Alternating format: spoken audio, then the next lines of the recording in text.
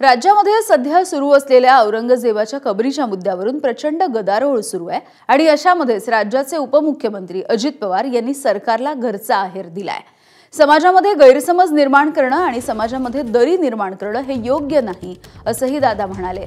एवढ्या वर्षांनी औरंगजेबाची कबर कशाला उकरता असं म्हणत अजित पवार यांनी सरकारच्या वेगळी भूमिका घेतलेली आहे। तर मंत्री म्हणून काम करत असताना तारतम्य बाळगलं पाहिजे असं म्हणत अजित पवार यांनी नितेश राणे यांचेही कान टोचले। आपण ठराविक समाजाचे मंत्री नाही असा टोला सुद्धा अजित पवार यांनी लगावला। तर माझा महाराष्ट्र माझं विजन या कार्यक्रमामध्ये अजित पवार यांनी मंत्र्यांना सल्ला दिलेला आहे। पुन्हा एकदा कान टोचलेले आहेत। औरंगजेबाच्या कबरीवरून सुद्धा ज्या पद्धतीने तणावाचं वातावरण निर्माण झालं त्यावरून सुद्धा अजित पवार यांनी सरकारला घरचा आहेर दिलाय। समाजामध्ये गैरसमज निर्माण करणं, दरी निर्माण करणं हे योग्य नाही हे सुद्धा दादांनी पुन्हा एकदा सुनावलेलं आहे।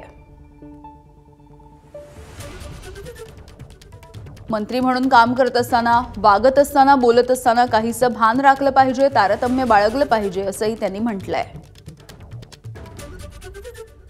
महापुरुषांचं ज्यावेळेस आपण नाव घेतो त्यावेळेस त्यांनी त्या काळामध्ये इतक्या वर्षापूर्वी कसं सगळ्यांना बरोबर घेऊन जातीय सलोखा निर्माण करण्याचा प्रयत्न केलेला आहे। आणि मग असं असताना आज आपल्याकडे पण अनेक जाती धर्माचे लोक आहेत।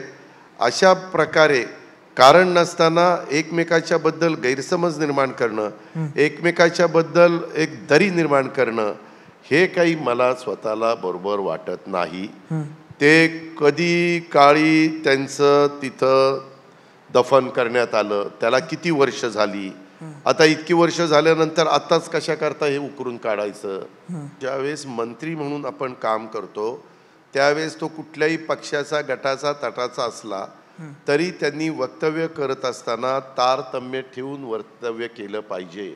आपल्या वक्तव्यामुळं आपल्या राज्यामध्ये कायदा सुव्यवस्था बिघडेल, त्याच्यातनं पोलीस दलाला आधीच भरपूर कामं असतात, त्याच्यात हे नवीन काम आणखीन त्यांच्या पाठीमागे लागेल, असं करू नये। एबीपी माझा, उघडा डोळे बघा नीट।